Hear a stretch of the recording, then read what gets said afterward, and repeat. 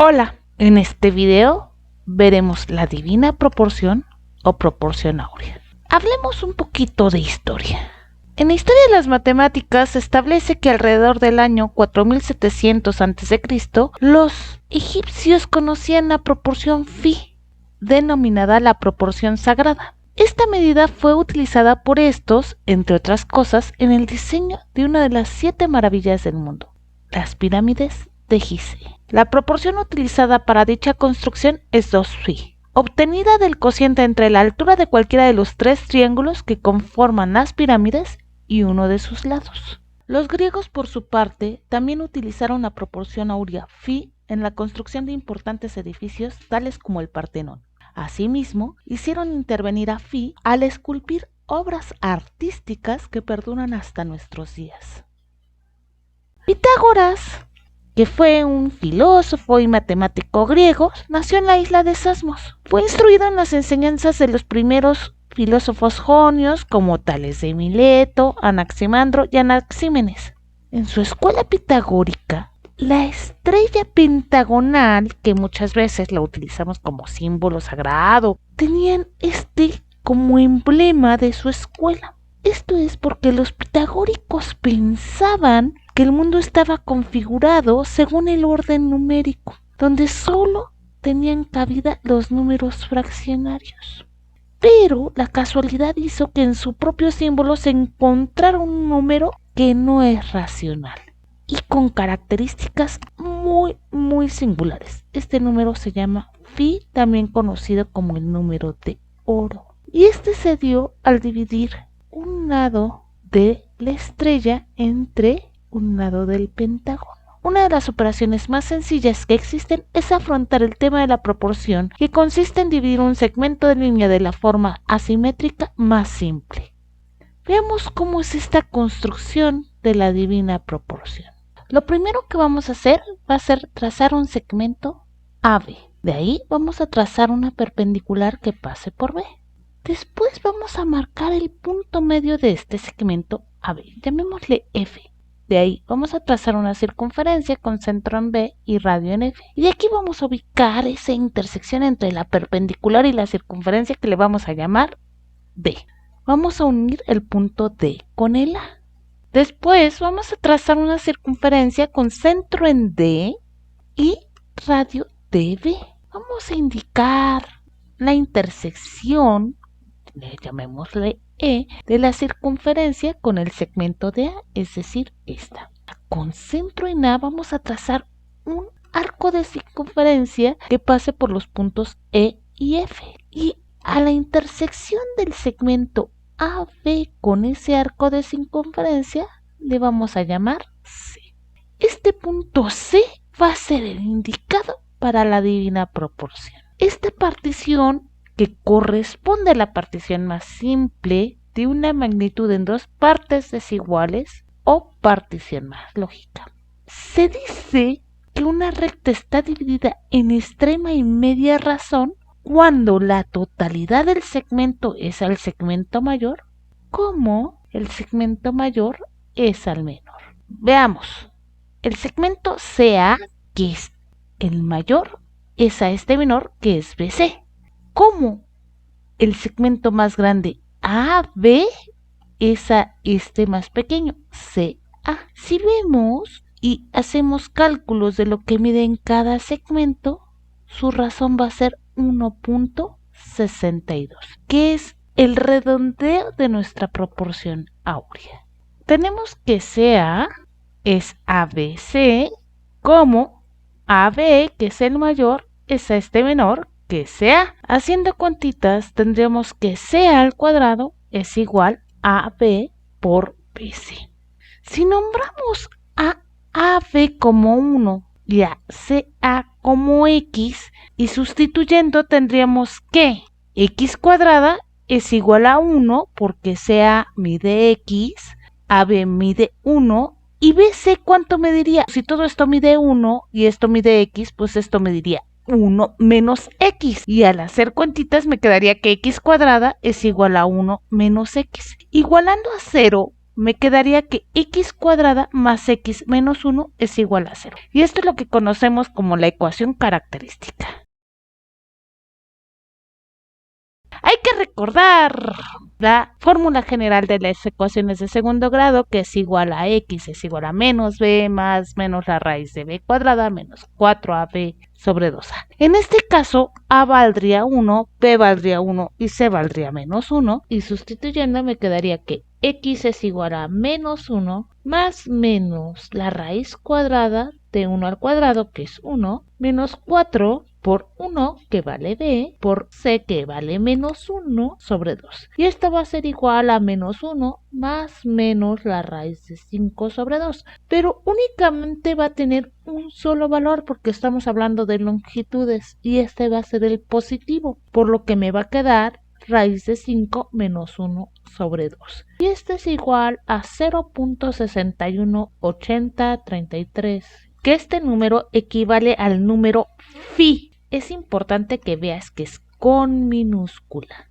Ahora veamos qué pasa con un punto exterior al segmento. Es decir, ahora tengo el segmento BA, que valía 1. Y ahora este punto AC es nuestra proporción que sacamos, se va a llamar X. Entonces, todo el segmento es 1 más X. Pero X es igual a la raíz de 5 menos 1 sobre 2. Entonces, 1 más X sería 1 más raíz de 5 menos 1 entre 2. Haciendo álgebra, es decir, la fracción, pongo como un denominador 2, 2 entre 1 a 2 por 1 a 2, 2 entre 2 a 1 por raíz de 5 menos 1, me queda raíz de 5 menos 1, y esto es 1 más raíz de 5 sobre 2, que esto es lo que conocemos como la razón dorada, con phi mayúscula. Una característica importante en la proporción áurea es la relación del punto de división, es decir, cuando está en el interior con cuando está en el exterior. Y esta es que phi, cuando está en el interior, es igual a 1 sobre phi mayúscula, es decir, cuando está al exterior. Veamos cómo se cumple esto. Si tenemos 1 entre phi, sabemos que phi vale 1 más raíz de 5 sobre 2. Haciendo cuentitas, me quedaría que esto es igual a 2 entre 1 más raíz de 5. Aquí lo que hacemos es multiplicar por un 1 ficticio que va a ser el conjugado de 1 más raíz de 5, quedándonos 2 por 1 menos raíz de 5, y esto es una diferencia de cuadrados que es 1 al cuadrado menos la raíz de 5 al cuadrado, que es 5. Por eso me va a quedar 2 por 1 menos raíz de 5 entre menos 4. Si vemos, esto va a ser igual a menos 1 menos raíz de 5 sobre 2, que es igual a raíz de 5 menos 1 sobre 2, que es nuestra phi minúscula. Esta partición, que corresponde a la partición más simple de una magnitud en dos partes desiguales, o partición más lógica, se dice que una recta está dividida en extrema y media razón cuando la totalidad del segmento es al segmento mayor, como el segmento mayor es al menor. Esta relación del segmento AB resultante de la división de una recta en media y extrema razón, Luca Pacioli la calificó como la divina proporción en su obra de Divina Proporzione, publicada en Venecia en 1509, en la que justifica tal denominación en base a las correspondencias que se encuentran entre esta proporción y la divinidad misma. Él dio 5 características para bautizarla así. La primera de ellas es que ella es una y nada más una, y no es posible asignarle otras especies y diferencias. Así como in divinis hay una misma sustancia entre 3 personas, Padre, Hijo y Espíritu Santo, de la misma proporción, de esta suerte siempre encontrará entre 3 términos. ¿Por qué dice esto? Porque Luca Pacioli es del Renacimiento y en ese momento eran muy creyentes de la religión.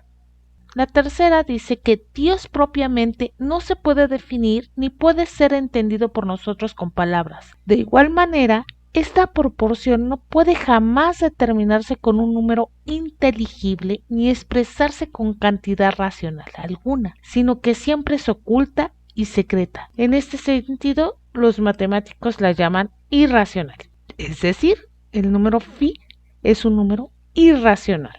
Así como Dios jamás puede cambiar y es todo en todo y está en todas partes, esta proporción es siempre la misma e invariante y de ninguna manera puede cambiarse. Así como Dios confiere al ser la virtud celeste, por ella los 4 elementos y a través de ellos a la naturaleza, esta proporción da el ser formal. Según Pacioli, Leonardo da Vinci fue el ilustrador de la divina proporción. Y es precisamente a él a quien se atribuye la otra denominación u otro nombre con la que es conocida esta proporción, que es sección áurea, de donde provienen los nombres de sección de oro. Cuando vemos el hombre del Vitruvio en la obra de Da Vinci, podemos ver que la relación de la proporción áurea está en todas partes. Pero principalmente la vamos a encontrar al realizar el cociente entre el lado del cuadrado y el radio de la circunferencia que tiene por centro el ombligo del hombre dibujado. Otra figura muy importante es el cuadro de Dalí, Leda Atómica, pintado en 1949, donde sintetiza siglos de tradición matemática y simbólica, especialmente pitagórica. Y esto lo podemos ver cuando se trata de una filigrana basada en la proporción áurea, pero elaborada de tal manera que no es evidente para el espectador. En el boceto de 1947 se advierte la meticulosidad del análisis geométrico realizado por Dalí, basado en el pentagrama místico pictórico.